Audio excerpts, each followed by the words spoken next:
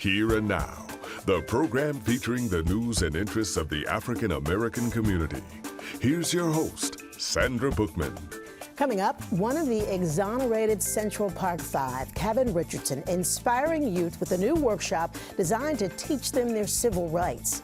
And the director of the documentary From Preschool to Prison that examines the systemic failures that impact Black and brown students. That's all ahead on this half-hour edition of Here and Now. Kevin Richardson, one of the Exonerated Central Park 5, spent 7 years of his life behind bars for a crime he did not commit. He has found a way to turn that painful experience into a powerful force for positive change. His Courage, Perseverance, and Resilience workshop is designed to help young people of color navigate social challenges like over-policing, mass incarceration, and diminishing civil rights. This scene right here, which is hard over the years to look at. I have learned how to do that. This depicts what you know, in the park, the crime scene of what actually happened to the Central Park jogger. The thing is, myself and my brothers was nowhere near that. Even though I was innocent, I ran. Because when you see police during that time, you just run. The crowd ran, so I ran too. And what happened was that he arrested me and I had nowhere to go, so I jumped back into the park and I was tackled by him. And that's when I got hit with the helmet. There was no DNA evidence. There was a lot going on. These 3 letters, CPR, was also on police cars. It was courtesy, professionalism, and respect. Those 3 things wasn't obtained for us. It is our pleasure to welcome Kevin Richardson. It is so nice to meet you. Thank you. Yeah, it's mutual. Been too long. Too long. Kevin, we have you here, so I have to ask you, having gone through that experience with the criminal justice system, it changed you in ways you could not have imagined. So at this point, though, you are looking back on what occurred in your life. And I'm just curious as to how you view that experience now. On the one hand, it taught you so much, likely not the way you would have wanted to learn it. And on the other, I would think it must have you think sometimes, you know, what might have been had I not gone through that. How have you, I guess we all at some point put things in a box and decide how we're going to view them and characterize them. Is that too long of a question? No, it's not, actually. Sometimes what I've been through, it's helped me navigate my life now in this present day. And I use the tools to think about what I've been through. It helps me stay grounded and move through this process that we're dealing with now. And it's a tough process, but it's necessary. Mm-hmm. Because this is a case that all of our lives, all the people in the studio now, we know about it. The 5 of you were accused of brutally beating a woman in Central Park. The crime you didn't commit. The confessions coerced, and there was a real suspect out there that apparently wasn't even looked at. Fast forward, that person finally was actually charged with the crime. You guys were exonerated. Even a lawsuit later, you won. But it doesn't really make up for all that you lost and all that you went through. Do you ever think about that moment that you got grabbed from the park and the next thing you know, it was just your whole life was turned upside down? I think about that still to this day. And we're talking about 30 plus years later. Just that quick, your life can change. And we always think about what if. Mm-hmm. And during that time, I think about what if I didn't go to prison. Things could have changed, but I use that as a tool now to move on from that process, which you never forget what you've been through. But that helps me reshape what's going on now. Yeah. And maybe, I think it's probably also one of the reasons you're doing this particular workshop is so important because you are somebody who has actually walked it like you are talking it now. So was that the idea here when you came up with this workshop?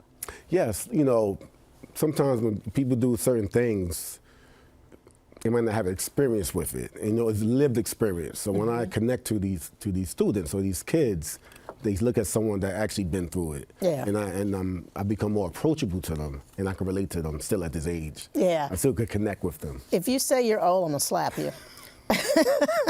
Because you're not. So the workshop, Courage, Perseverance, and Resilience workshop. And I would think that also the kids, once they hear some of your backstory, they know that you know what you're talking about, and they actually listen, which is sometimes hard to get teenagers to do because they know everything. Because I used to know everything when I was 15. And then I discovered I knew nothing. Right. I know you started it at your alma mater, correct? Yes. Why'd you make the decision to go back there first? It's very important. Like for this same reason, to show people that I can come from, what I've been through and look at me now. Yeah. Look at me as success. And I think it's just so important to be relevant with these kids because they need it. Bronx Prep High School, I should say that's your alma mater. And what is the age range we're talking about, the kids that you're having these conversations with? Well, I launched my first one with Bronx Prep. It was more towards seniors, but it goes from freshman to the senior years. So we're talking about from ages 14 all the way to 18, perhaps. Okay. So it's region that age bracket. Because I was 14 at the time, so that's definitely that age where we need to really express these things to them. Yeah, and fill them with some usable knowledge. So how does the conversation start? Exactly what are you teaching them in these courses? Right, so we deal with, we have different case studies, and I'm so happy that I'm able to do this, and give back in this way. And we start out with, it's a workshop, and it varies from case studies and showing what would you do if you get apprehended by police. And we have kind of a multiple choice. For instance, we'll do A, if you're going to a store or bodega and cops apprehend you, A, would you run away? B, would you find someone else to be next to you? Or C, will you be, a little aggressive? And we have to ask these things because now we deal with kids that they're so strong in the way they feel now. And I'm just here to teach them that you could go about it a different way. Tips and letting you know that be very still, be respectful, because things could go the opposite way. One of the things that happened in your case, these coerced confessions, right? Is that something you deal with in these workshops in terms of having to talk to a law enforcement person? Yeah, I deal with that because, I always go with the slogan that we have to unmute the uncomfortable. And we always express that to them, unmute the uncomfortable. Get into these situations where you're in and to show how you can get out of it. Because when I was in that situation, I felt like I was stuck in mud. And I couldn't get out of it. So it's just like giving life back to them. Yeah, and it was a situation that I don't know that you could have dreamed you would have been in that situation. Correct. So, and at 14 years old, would you have had the wherewithal, no matter when it happened, to have been able to have gotten yourself out of it? I think of myself as 14. I was just scratching the surface of life, curious, just trying to find things out. And now we deal with these kids that they might think they know what they're doing, but when you put into that situation, we got to give them the tools to know your rights, to know your civil rights, because you really don't know until you're stuck in that situation what you might do. Yeah. And, as you teach these young people about the steps they should take now to keep themselves safe, to be respectful, and honestly, the objective for most parents is for you to make it home. That's what they want, for you to make it home okay. So it's probably even more important for them to know that their kids know how to react and behave if they are in an encounter with law enforcement. Do you remember what you were thinking when the police officers started telling you something that you really didn't know about it, you didn't know, but you found yourself in a position of being told to say something that what was going through your mind? I always think about that, right? Because I remember that time, it was such a blur. I often tell the kids that your mind is your most powerful tool, and we must know our civil rights. And I often ask these kids a question that, do you know your rights? Surprisingly, a lot of the kids do not know. And, you know, one thing when you're getting apprehended, they'll tell you you have the right to remain silent. And with me, that was a blur. I did not follow the second sentence, which was anything you do will be held against you in the court of law. Anything you say or do can be held against you in a court of law. So when that was being said to me, I just said yes. I really didn't understand it. At 14 and, you know, no prior experience with law enforcement. And when you're talking about kids this age, you always, I think about the parents' role. Are you telling kids to wait for your parents, or what, you know, what is the role parents play in this kind of situation? And is there an opportunity for you sometime to have conversations with parents? You know, I think the parents should get these tools as well. Not everyone knows. You know, there's parents that's in that situation as well. They don't know the law. And you yourself and your kid will be stuck in the mud. So it's also important to express these to parents too, to give them the tools, because it's not just about kids, it's about all ages. But of course, I'm focused more on the kids. Because that's my reach, to reach kids, because I see myself through them. I am them. Yeah, you had that experience. And how do young people react to this conversation with you? I'm wondering, do they start off a little skeptical like they always do, or do you get the sense that what you're saying to them is sinking in?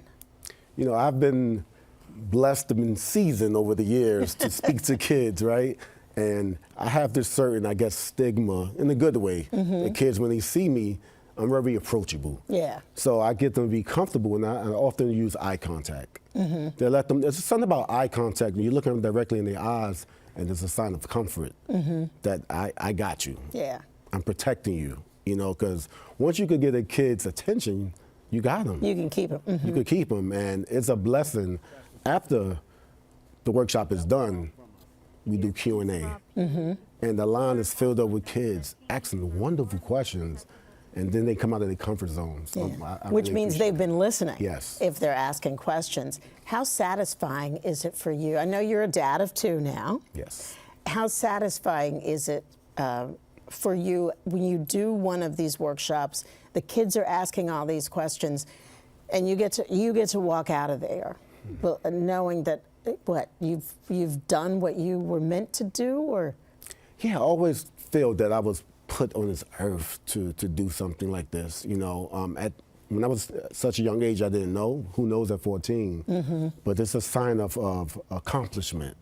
And, you know, and I'm just scratching the surface of these workshops. So it feels good, even to the fact when I go home, I talk to my teenager, my daughter, about it, and get feedback from her. She's a teenager. So it feels great to have that feeling that I'm inspiring people.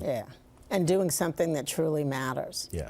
One last question before I let you go. You know, my mother always had a saying, you know, essentially, when something happens to you, maybe it was meant for bad, but somehow God turns it into good in your life. Do you ever feel like that about what happened to you as a teenager and what you're able to do now as an adult? You know, my mom, she's from the South. My mom too. And she always tell me, God, you know, he doesn't make mistakes. And when I was young, I often questioned that, why I was put in the situation. And my mom will always tell me that there's indeed light at the end of the tunnel. And, you know, at that age, I thought it was a cliche. But this is the truth. It's the absolute truth that over time, I've seen that light. And it was powerful that I could come through that light. And now what I'm doing today, not only inspiring people, but changing people's lives, that's a great feeling. Thank you, thank you, thank you. Thank you. When we come back, the powerful documentary that shines a spotlight on the so-called preschool to prison pipeline. Stay with us.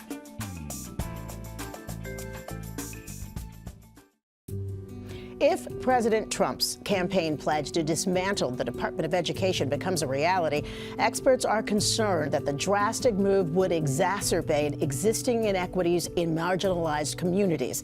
The documentary Preschool to Prison explores systemic failures that impact Black and brown students, pushing them into the criminal justice system. Take a look. A 7-year-old boy arrested at school in Florida. A 10-year-old boy with autism was handcuffed in his own school. There should be no reason why you have 4 officers in a school for a 5 or 6-year-old that is having a temper tantrum. Incarcerating children has become the new cash cow in this country. The prison system is designed to keep people imprisoned, and because it's a business. I got caught up with systematic oppression. I really didn't have a fair chance. So when people say the system is broken, I said, no, it's not broken. It's doing exactly what it was designed to do. Joining us today is Dr. Karen Baptiste, the producer and director of Preschool to Prison. So nice to meet you. You too. And so well done, because you call attention to an argument, a conversation that I think a lot of us have heard for years. Yeah. Now, you started out as an education, a special ed teacher, right? Yes, in the South Bronx. What did you see that made you kind of change or shift your focus? Yeah, as a teacher, I saw an overrepresentation of Black and brown boys being referred for special education. I had many students in my class that did not belong there. And I started to question, why are you here? And why is this student here? And I found myself asking that question way more than I should have if they were appropriately placed. Many of them were not appropriately placed. Some of my students absolutely needed special education services. Many did not. And so I started looking at the pattern and looked into why are there so many Black and brown children, boys specifically, being referred for special education. And that's when I came across the school to prison pipeline. I was in my early 20s. I had no clue what the school to prison pipeline was. I didn't have an idea about what the referral process for special education was. And when I discovered this, it was gut-wrenching. And it made me realize that we have a serious problem in this country. You don't think about racism in school, right? You think about children are innocent. Why are we targeting children? And from that point, I realized everything went back to policy. I started digging into the policies, zero tolerance policies that actually uphold the school to prison pipeline. And that's a part of how children are being funneled. And of course, the Black and brown children are targeted, and there's an overrepresentation of them when you see special education. You'll see a lot of them being referred for speech and language impairment, and that's for Hispanic students, right? And then we have our Black students, and they get labeled with intellectual disability, right? So years ago when I was in the classroom, it was labeled as mental retardation, and they changed it to intellectual disability. But those are the 2 most popular. So, and talk to us, you point this out so well in your documentary with the help of several experts. And people who have found themselves in this situation, and it's impacted their entire lives. So, Dr. Baptiste, explain to us, if you would, exactly what you mean when you say school to prison pipeline. Yes. So we actually emphasize preschool to prison because the terminology has been school to prison pipeline. And what I found is that we're not getting enough people outraged enough about sending children from school to prison. I found that when I go into places and I say school to prison pipeline, I've actually heard people say, well, some of these kids need to be in jail. Some of them need to be arrested. Because when you say school to prison, immediately most people will visualize a tall child. Yeah, older kids. Older kids. When you say preschool to prison, you get a different visual, right? You start picturing somebody that's about 3 feet tall, and then you stop and you say, wait, that can't be. There's no way we're sending children at that age. So the other piece as to why we talk about preschool to prison is that the human brain develops the fastest between ages 0 to 3 more than any other time in our life. And what we find is that more than half of America's babies are living in or near poverty, which then puts them at a higher risk for actually impeding their development. And research showed that children by the age of 2, right, those toddlers that are living in low-income households are actually already 6 months behind in their language processing skills. So this is why we focus on preschool. You have a consultancy. Yes. You've put together this documentary, which is very well done, easy to understand, and if you aren't shocked when you watch it, then something's wrong with you. I agree. I'm sorry, because it is shocking. How are you trying to help schools shift the way they're doing some of these things? Yeah, so we have a multi-pronged approach. So we provide executive leadership coaching to district leaders, school leaders, and even educators around how to really step back and assess their culture. And are you healing or harming children, right? And when you start looking at the culture that has been created in schools, and we talk about historically where the school to prison pipeline has stemmed from, many schools actually created their policy conduct codes based on the penal system. So when I work with them, I get them to start looking at what are the policies are in place. Are we disciplining children or are we punishing children? There's two differences there, right? And people think it's discipline, but oftentimes it's punishment. So when we look at minor infractions, we have kids being put out of school for using a cell phone, being out of uniform, right? The 6-year-old girl I highlight in my documentary for throwing a tantrum, she was actually arrested and had her mugshot taken. Right? These are the types of things that we're focused on is non-criminal activity, because I know the big conversation now and argument is we need police in schools. We're not talking about criminal activity here. We're talking about these children who are being ushered from school to prison for non-criminal offenses, right? So that's one arm of the piece where we get them to self-reflect and then dismantle inequitable policies. The other piece is community engagement. So we do a lot of community engagement where we teach people how to advocate. We teach people to understand what the policies are, what the laws are. School board meetings are open. So we tell parents, like, know what your rights are. When you send your child to school and you sign off on that discipline policy book, you don't even know what you're signing. Some people aren't reading it. So we educate the public on that, and obviously we're working with different orgs to help get some bills pushed and passed to support educators and students. We've been doing it this way for a long time. Yes. How open are educators to shifting that model, shifting the way they look at how they've been doing things and actually trying to do it a different way? Yes, so our approach actually has gotten a lot of people to open their mindset through the mindset coaching that we do around thinking about what kind of society we're going to do. We get people to look beyond today, right? Because this becomes intergenerational. If we continue to incarcerate our babies for minor infractions, non-criminal activity, we have to think about this isn't just an impact on that individual child, but it's an impact on the family, not just on the family, but the community, not just on community, but on society. So when we get people to start thinking broadly about what kind of world do you want your child to live in, we get people to really sit back and think through them like, wow, we just, this is just how things have been done, and they just went with the flow, not necessarily that's what they believe. And so we take that approach, and people actually have been very open. Everywhere we've gone, we've been asked to come back.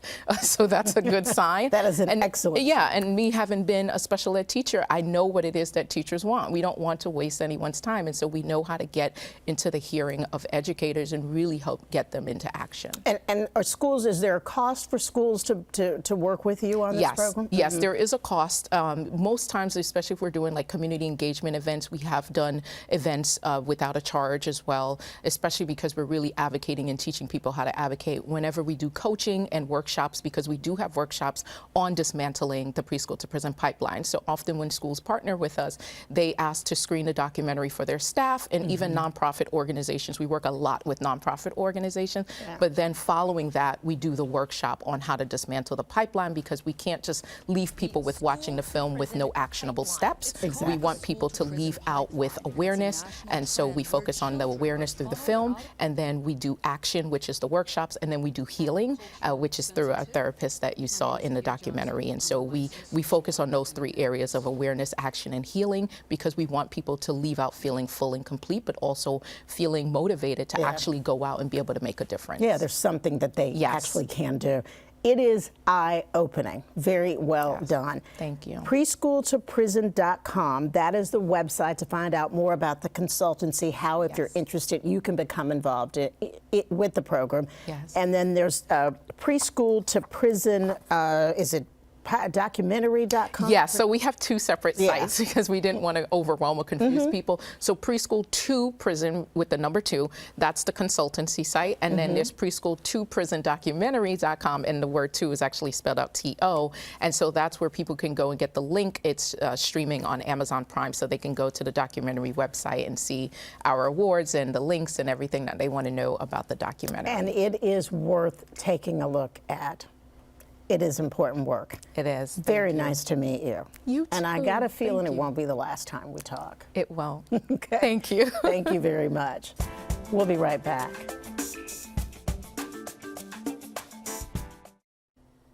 Thank you for joining us on Here and Now. If you missed any portion of today's show, you can watch at abc7ny.com/here and now or listen to our podcast wherever you subscribe.